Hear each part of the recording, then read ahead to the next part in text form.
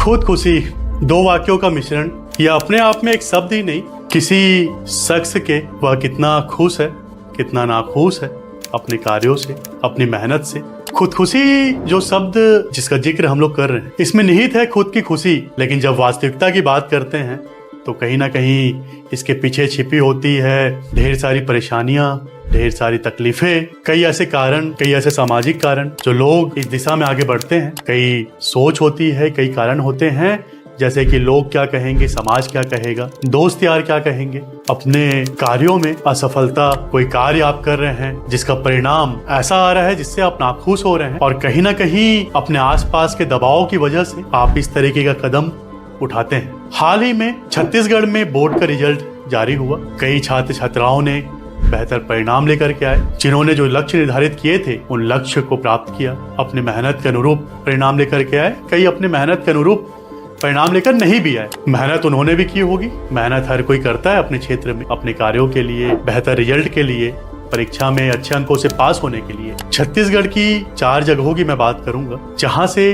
4 छात्राओं ने अपने परीक्षा परिणामों से नाखुश होकर खुदकुशी कर ली। उन्होंने फांसी के फंदे पर लटक जाना ही एकमात्र रास्ता समझा, और उनके पीछे की कहानी क्या रही होगी, क्या वास्तविकता होगी, ये तो एक स्टडी का विषय है। छत्तीसगढ़ के दुर्ग की रहने वाली काजल खरे 10वीं की छात्रा, जगदलपुर की रहने वाली हर्षिता सोनी, रामानुजगंज की रहने वाली रेखा सिंह, जांजगीर चांपा की रहने वाली निशा मानिकपुरी, ये छात्राएं हैं, ये 4 छात्राएं हैं जिन्होंने बोर्ड परीक्षा में उनके रिजल्ट उनके अनुरूप नहीं आए, कुछ विषयों में वो फेल हो गए, और उन्होंने खुदकुशी को अपने अंतिम रास्ता समझा। वहीं एक तरफ इस प्रारूप के परोक्ष रूप में जब हम लोग देखते हैं तो एक एग्जाम्पल मैं आपको बताना चाहूंगा। हाल ही में उत्तर प्रदेश में भी बोर्ड के रिजल्ट जारी हुए। प्राची निगम, एक छात्रा जिसने बोर्ड में टॉप किया उत्तर प्रदेश में। प्राची निगम की बात मैं इसलिए कह रहा हूँ, प्राची निगम ने अपनी मेहनत से, अपने जज्बे से बोर्ड के एग्जाम में टॉप किया। अब जब प्राची के इंटरव्यूज हुए, सोशल मीडिया में प्राची के क्लिप्स वगैरह चलने लग गए, बधाइयों का एक दौर चलने लगा, तब प्राची की तस्वीरें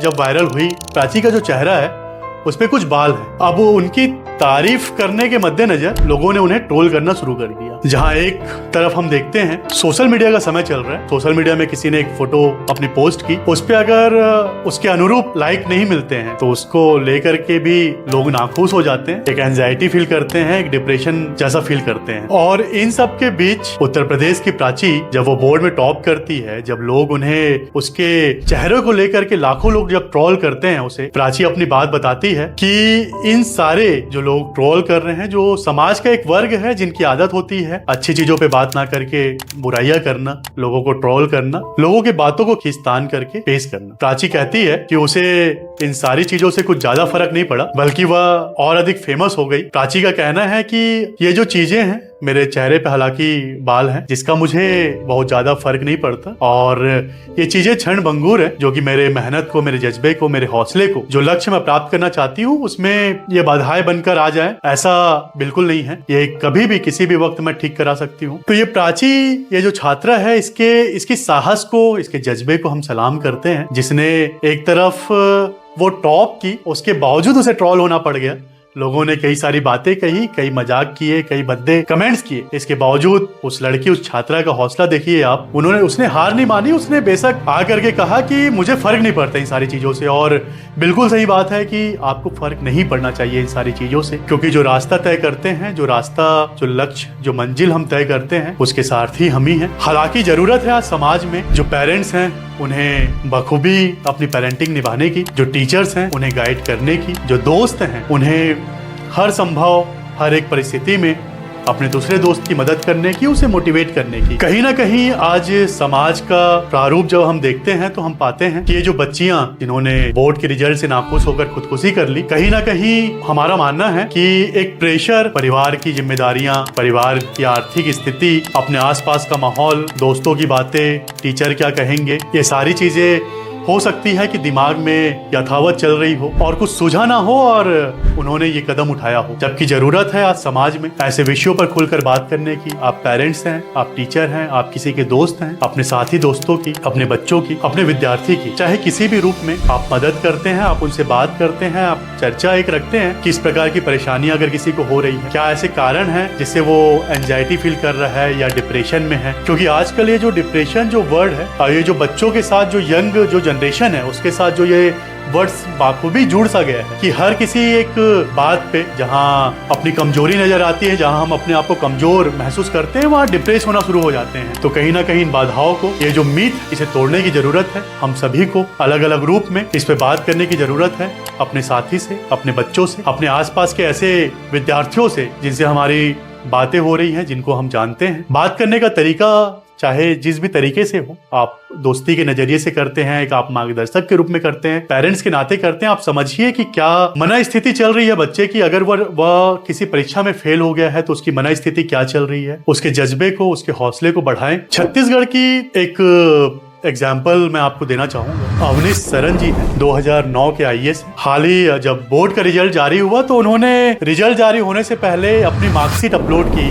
सोशल मीडिया में। अवनीश जी कहते हैं कि उनके 10वीं के मार्क्स देख लीजिए आप, उनके 12वीं के मार्क्स देख लीजिए, 40%, 60%, जहां मैथ्स में वो ले दे करके पास हुए। हार नहीं मानी उन्होंने, यूपीएससी की परीक्षा पास करने का लक्ष्य ठाना। यूपीएससी के 10 प्री में फेल होने के बावजूद उन्होंने हार नहीं मानी। अब समझिए कि क्या स्थिति चल रही होगी। एक और आपकी 10वीं में कम मार्क्स हैं, आपके 12वीं में कम मार्क्स हैं, आपके ग्रेजुएशन में कम मार्क्स हैं, उसके बाद भी आप देश की सबसे बड़ी जो परीक्षा है यूपीएससी की, उसे पास करने का हिम्मत, एक जज्बा रखते हैं और उसमें आप 10 प्री का एग्जाम देने के बाद फेल हो जा रहे हैं, लेकिन आप हार नहीं मानते। आप अपनी लड़ाई जारी रखते हैं, अपनी लड़ाई अपने विरुद्ध, अपने लक्ष्य में पहुंचने हेतु। और उन्होंने यूपीएससी की परीक्षा 77 रैंक के साथ पास की और आज बिलासपुर में कलेक्टर का पद संभाल रहे हैं। हम सभी ने 12th फेल एक मूवी देखी होगी, आईपीएस मनोज शर्मा को डेडिकेटेड ये मूवी आई थी कुछ महीने पहले। वो मूवी जितना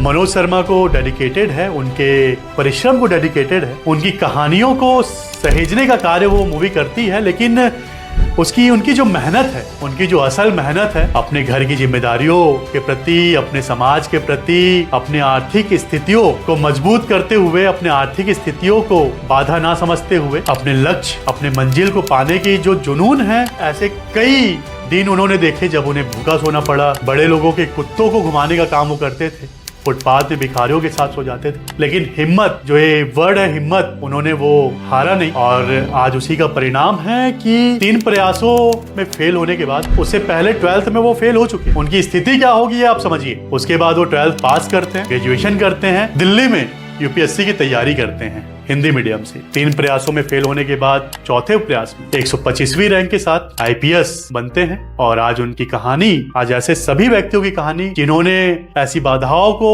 बाधा ना मानते हुए अपने लक्ष्य को एक जुनून के साथ अपने लक्ष्य की प्राप्ति हेतु कार्य किया और आज इस मुकाम पे है कि अपनी सेवाएं, अपनी जो परिश्रम है, अपनी मेहनत से लोगों के बीच में और अच्छे पद पे हैं और देश को गौरवान्वित, साथ ही साथ अपने परिवार, समाज, हर एक व्यक्ति को गौरवान्वित करने का काम कर रहे हैं। कि टॉपिक खुदकुशी और आज के प्रारूप पे जो हम लोग बात कर रहे थे, इसका सार यही है कि कहीं ना कहीं जब हम किसी विद्यार्थी को, किसी भी व्यक्ति को, एक एग्जाम्पल था कि बोर्ड के रिजल्ट के बाद छात्राओं ने खुदकुशी की, लेकिन ऐसे कई घटनाएं हमारे आसपास होती है, कई घटनाएं रोजमर्रा के जीवन में हम लोग देखते हैं कि लोग कई चीज़ों से परेशान हैं, आर्थिक स्थितियों से परेशान हैं, जिम्मेदारियों से परेशान हैं, लक्ष्य, जिस लक्ष्य के लिए वो बढ़ रहे हैं उस पे उन्हें विफलता मिल रही है, उसको लेकर के परेशान है। कहीं ना कहीं आज जरूरत है समाज को मोटिवेट करने की, हर एक व्यक्ति का साथ देने की, उनके हर एक परिस्थितियों में उन्हें हौसला देने की कि वो अपने लक्ष्य को प्राप्त कर सके, जो मंजिल उन्होंने तय किया है उस मंजिल को वो प्राप्त कर सके। सिर्फ एक परिणाम मात्र ही, एक